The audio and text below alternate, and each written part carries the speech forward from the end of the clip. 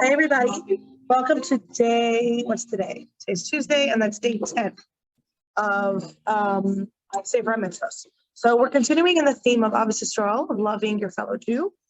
And the first mitzvah we're going to do today is the negative commandment number 256, which is that we're forbidden from mistreating orphans and widows, specifically orphans and widows. And we learn this from the pasuk, Kol almana v'yasim lo yisa'anut. Every widow and orphan you shouldn't mistreat or cause pain,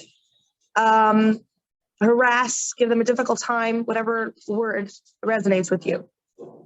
So this talks about how you speak to them, how you behave towards them. Essentially, be soft, go easy, give them your best treatment, be extra mindful of treating them with kindness as much as possible. Now it's very interesting because certain mitzvah, a lot of negatives, if you disobey them, if you violate them, you will get lashes. That's it's like a punishment, essentially, like don't do it. It's like a warning, But here you don't get lashes. Why? Not because it's not as bad, because it is so bad that Hashem says, I will strike you personally. So because if Hashem is threatening real punishment from him, not from the court, then lashes are not necessary. Now, why is a person required to be extra sensitive to a widow and an orphan? Because they might have a low self-esteem. It's a very tricky spot to be in. Thin skin, so to speak, or easily offended. They're like, it's a hard state to be in. And it says that even if they're very wealthy, this isn't a qualifying factor. It's not about you're a poor orphan or a poor widow versus, it doesn't matter what your financial status is. You can live in a huge house and have all your needs taken care of. But if unfortunately this is the way Hashem chose for your life to go, you deserve the extra special treatment that we can offer you. And one other detail, so some count this as two separate mitzvahs in the sense of that there's one mitzvah to not mistreat widows and another mitzvah to not mistreat orphans. Obviously, they're both individually a problem, but in terms of count, Rambam does it as one count. Okay, next mitzvah we're going to do is number 301, negative 301, and this is the mitzvah of rechilos, which we spoke about a little bit yesterday, Miriam. So rechilos essentially is we are forbidden from gossiping. And the pasuk that this is based on in Vayikra is Lo selech rachil ba'amecha. Do not go around as a gossiper among your people. So to paint the best picture, this is a talebearer, right? Someone who goes and talks about things, and very often what they do is, even if it's true, they'll spin the facts, they'll tell a story, fake news, so to speak. They'll embellish, they'll put their own editorial on it. Another way of looking at it is don't be a peddler. Right? What does a peddler do? He has his wares and he goes from place to place, from street to street, from town to town, selling his wares. So here, there's some people, they have a story to tell and they're so excited and they're going to share it with this one and share it with that one. And usually this kind of person is someone who has no content. This is all they have to offer. I know stories. I know what's going on in people's lives. That's what I'm going to share, as opposed to someone who has ideas or noticed something interesting. What are you peddling? What are you sharing with the world? What are you talking about? Now, even if it's true, as we know, it's destructive, right? And Torah says a very wild statement that somebody who speaks gossip, this can lead to mass murder. And he uses a story from the Torah, from Tanakh, about Doeg HaAdomi. He told Shalom Amelech, the king who was chasing King David, almost King David, young version of King David. He always was chasing him in his whole story, and for years and years. And he was so excited. He had something to say about David and tell Shaul. And eventually all of this led to an entire town of Kohanim being killed. So you literally could see how it's an extreme, but it really can happen, that saying something negative about someone that might seem innocent or not so relevant or just for fun can literally lead to very, very negative, destructive causes. What the expression is, loose lips sink ships, right? Okay. So that's rechilos, or gossiping. Next one is negative commandment 304, which is revenge. We're forbidden from taking revenge upon each other. And this is the pasuk lo sikaim. It's a bigger pasuk, but this is the words.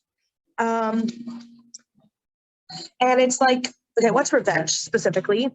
They say it's like, I don't get mad, I get even, right? Someone did something to you and you're going to get back at him. Oh, you did that? I'm going to do this to you. You want to inflict pain or hurt someone because they did that to you. If someone caused harm, he has to pay, etc. Now, the common example of the Gemara gives is someone comes to you, you come to someone one day and you say, can I borrow your hammer? And he says, no. So the next day he comes to you and says, can I borrow a screwdriver? And you say, no, yesterday you didn't let me borrow your hammer. Today, I'm not going to let you borrow your screwdriver. This is very human, of course. If somebody hurts you, you want to hurt them. But nevertheless, it's wrong. It's not the Torah way. So very interesting. We're talking about things that don't really matter, meaning physical things or superficial things or whatever. But when it comes to spiritual revenge, sometimes there's a place for that. Meaning, let's say someone's honor, a very righteous person's honor has been badmouthed, or even just somebody that you know. You can take revenge and say that's not okay, and really push back. For example, a very extreme example, but like the idea of, can we forgive the Nazis for the Holocaust? Absolutely not. How dare we? Go ask the person that was murdered, and actually revenge. And the Rebbe encouraged Simon Wiesenthal to Nazi hunt. I think it was only him and somebody else, so no one else is doing it. You have to do it. There, it is a mitzvah to take revenge. So we're talking about most of the situations we're going to come in are regular revenge, times when we should not take revenge. But when it comes to, I guess, very important or very spiritual pursuits and matters, their revenge might be appropriate. The next mitzvah and last one for today is the 305th negative commandment, and that is the idea of nitira, which is not revenge but grudge. So it's the continuation of the same pasuk, lo sikam v'lo sitar. You should not take revenge and you should not bear a grudge. So what does that mean? Bearing a grudge is like, I'm never going to forget what you did. I know exactly what you did. I will forever remember it. I will forever hold it. And the example that the Gemara gives is, let's say today you ask your neighbor for a hammer and he says no. And the next day he comes to you and asks for a screwdriver. You're going to give him the screwdriver, but you're going to say, I'm giving it to you, even though you didn't give it to me. So you're bearing a grudge. You're not like letting it go. You're holding on to it, and you're not necessarily exacting revenge, but you're feeling it and you're showing it and you're never letting it go. And even though that's enough of a reason to not do it, but part of the reason why we're told to not bear a grudge is because there's no way you're harboring a grudge inside of you. There's no way that's not going to come to action. So either revenge or something hurtful, right? So it might seem the most innocent, like I'm just bearing a grudge, but I'm still doing what I'm supposed to do. But if that's sitting in you, it's going to fizzle, it's going to explode. And eventually you'll act on it. So it's like one step before revenge, but we know one thing leads to another if it's not nipped in the butt, so to speak. What's the right thing to do? Of course, very hard, but wipe it clean. Okay, it happens. This happened. That was hurtful for whatever some reason. The best thing is to not think about it at all. It happened. End of story. I learned something. I didn't learn something. Right there. Move forward. And this is the Rambam adds, that civilization can endure.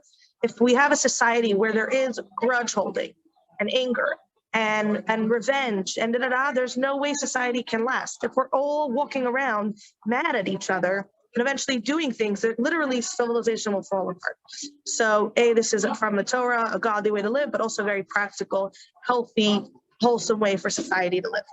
Those are today's mitzvahs. So we did do not inflict pain on orphans and widows, do not speak rechilos, which is gossiping, do not take revenge, and do not bear a grudge.